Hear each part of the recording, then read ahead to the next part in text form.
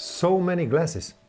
If you want to look smart, or if you really want to enjoy more, I will tell you which is which. The flute glass. They say this one is for champagne or sparkling wine. I will use it for cheap champagne and cheap sparkling wine, and eventually for mixes with Aperol, cranberry juice, orange juice. It looks great, but it doesn't let you to feel everything what's inside of your glass.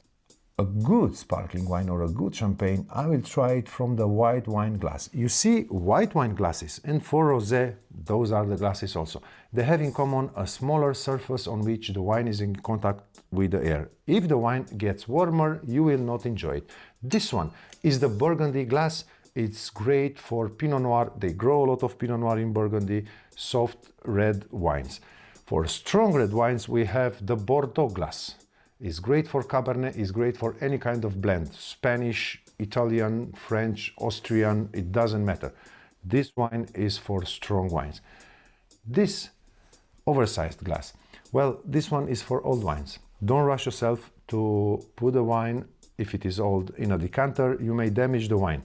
The wine needs indeed a little bit more air to express itself because it stayed in prison 5, 6, 7 or maybe more years. This was it. I'm waiting for you on my channel where you will find more tutorials and more details about this issue. Until then, cheers!